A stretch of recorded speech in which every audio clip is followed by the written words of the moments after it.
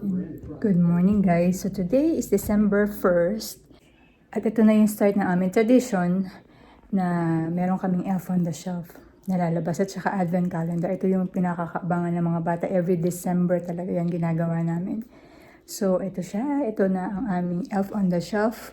Ang pangalan niya ay si Lily. Yan, Lilliput. Yan. Ito ang aming Christmas tree. Dito ko siya nilagay. Ayan siya. Ito si Lily. Ayan. Ito yung advent calendar ni Michaela at saka ni Andre. Si Isabel ay nasa Toronto nga ngayon. At meron din siyang advent calendar. Pinadalan ko siya doon. At wala siya dito. Ayan. So tatawagin na natin si Andre para buksan niya na yung advent calendar. Countdown to Christmas na tayo ngayon.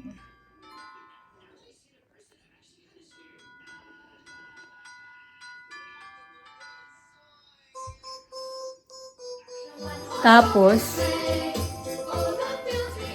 ito, lagi ako nagpapatugtog ng Christmas music pag December 1st. And Andre, let's go! Open your advent now. Go. Why is it after? Who did you see? Who's that? I don't know. You don't know. What's her name? What's her name? Open. What's her name first? Before you open it, ha? Really? Lily. Okay, ayan. But maliit pa sila niyan. Meron na silang Lily. Open it. Come on. Here, open it there. On the side. Here? Yeah. Okay.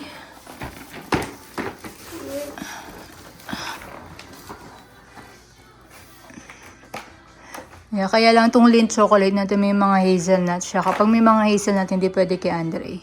So, alam niyo na yun. So, make sure you don't get those. Okay, the white one is okay. This one, you cannot eat this. These are okay. Yeah, these are okay. Mini soda chocolate. Ito, this one is okay. This one, no. What about this? Under, it's the same color as green. So, be careful with the green too. Dark. Whatever, still you have to be careful. Honey. Because allergic si Andre sa nuts. Any kinds of nuts. No, that's Michaela's. Don't touch it. No, don't touch it. Let her do it. Okay. What is she gonna do? Good morning guys. I'm on my way to work right now and grabe ang snow. Kagabi pa to nagsisnow. Tignan nyo. Ayan, ang kapal ng snow.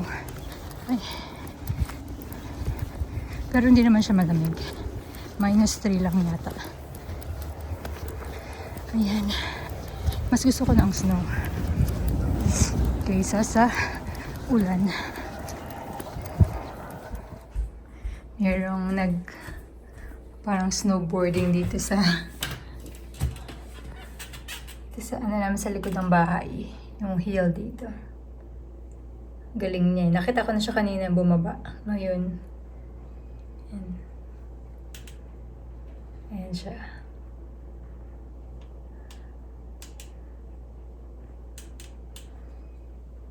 Ay, nawala. Ayun. Ang galing niya, no? Grabe ang snow, oh. Kapal. Puting-puti. Ang ganda ng araw, ang ganda ng bundok, pero malamig. Ang ganda ng bundok ko, guys. Tignan nyo. Kita yung bundok ngayon. Pero malamig siya. -15 yata ngayon. Hello guys, it's December 5th right now. And we're on our way to Calgary to do some grocery shopping at saka kain din sa isang Vietnamese restaurant doon na gusto kong kainan. Look at the weather. It's -6 right now. Yeah, we're here sa Calgary na on Northwest. So, foggy. Rich, look. Christmas time. It's a Mr. Cute. Look at this. So big. How was it, babes? Falling makes your How was it? Good, right? Very good. very close. Very good.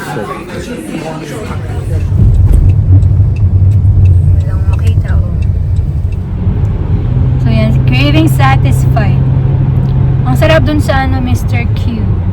Ang in-order namin yung beef, ano yun? Beef rib na noodle soup. Tapos parang lasa siyang peanut. Parang satay. Satay?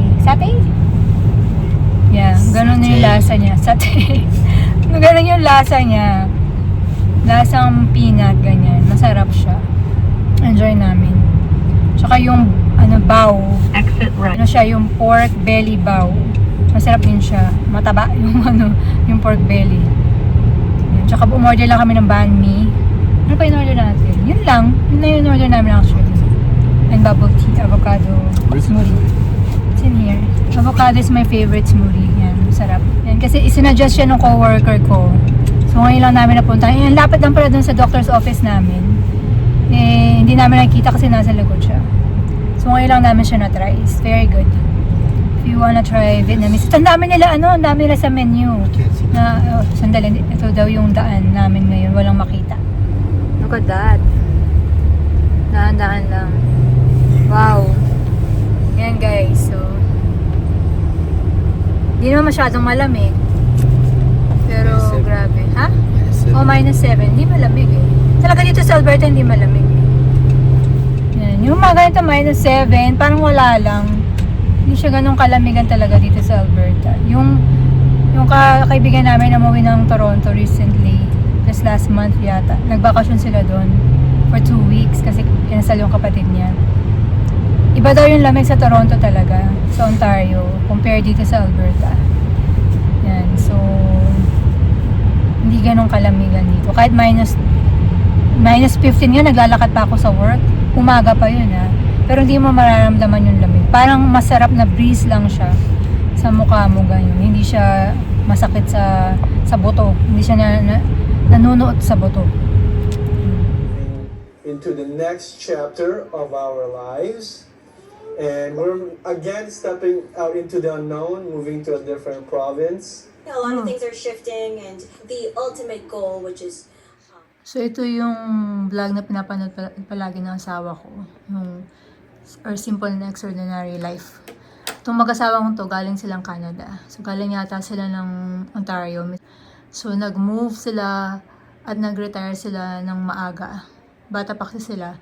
So nagpunta sila sa Pilipinas. Nagtayo sila doon ng resort at ng bahay. So ayan. So I don't know, they have an update na nasa La Union sila ngayon eh. So alis daw sila sa La Union at move na ibang province. So hindi ko pa natatapos yung video.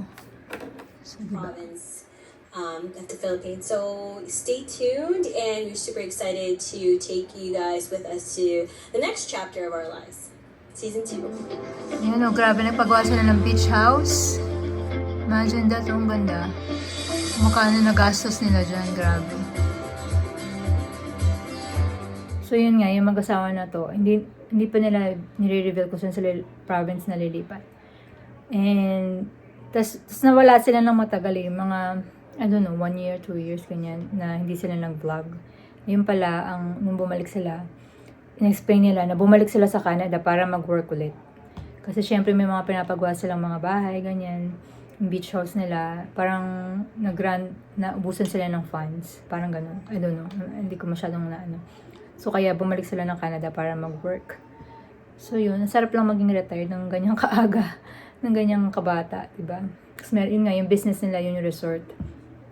So, yeah. So, hopefully, yan, si Richard gusto niya mag-retire sa Pilipinas.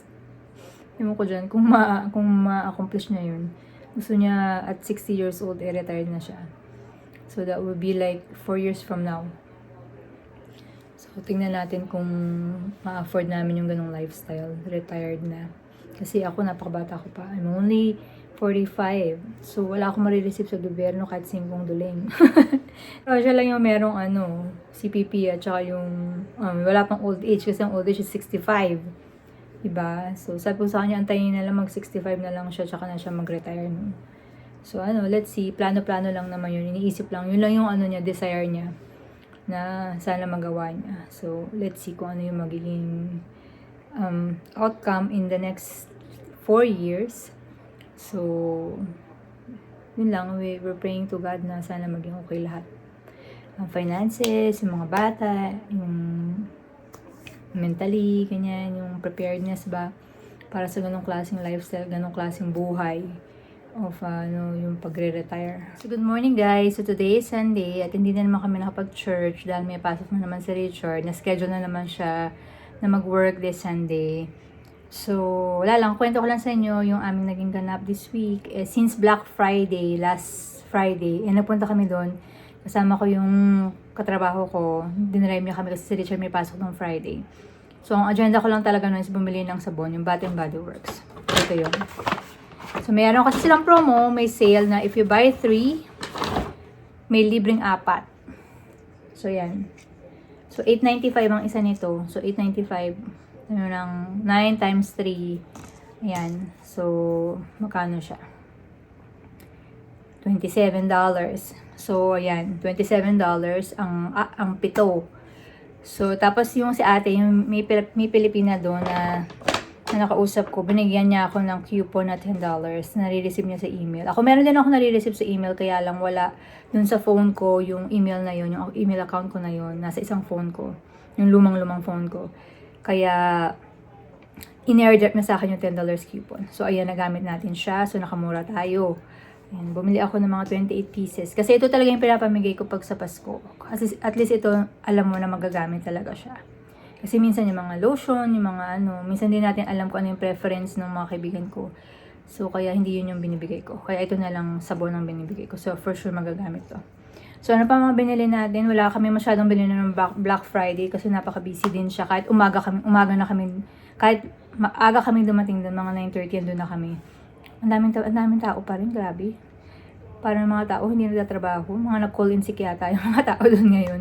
Para makapag-shopping. Ako wala akong pasok ng time na yun. So, ano pa ba? Tapos bumalik kami nung Sabado. Mga 7 hours kami nasa mall. Sabi nga ng asawa ko, how can you do that? 7 hours. Dinrap off niya lang kami. Tapos umuwi siya sa bahay. Tapos sinundo niya na lang kami mga around 7 o'clock. So sabi niya, hindi daw pa kami pagod. Kasi kami dalawa lang ni Michaela yung napunta doon. Si Michaela kasama yung mga friends niya na nag-shopping. Ako naman, nag-shopping on my own. Nakakapagod siya pero very parang relaxing din siya, kahit napakadaming tao. Pero kasi yun nga, mag-isa lang ako, walang nanggugol sa akin mga bata.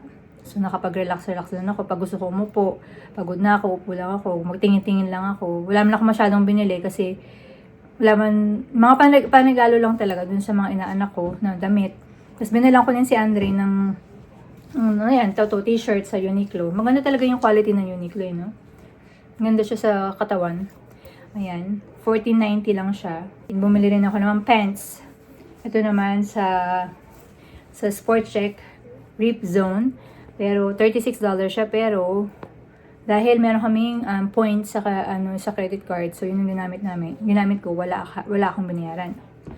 Ito naman sa Under Armour, $50 original price, naging $19.99.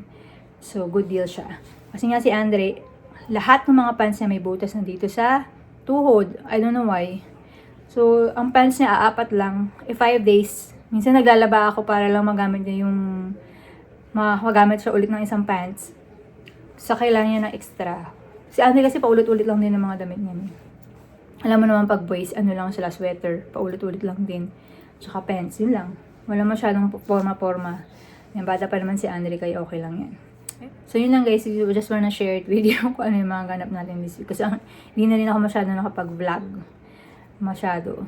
Kasi, yun nga, nabibisi tayo the past few weeks. Ang inisip natin yung mga itong darating na Pasko, nagpa-plan na tayo kung ano yung mga gagawin natin.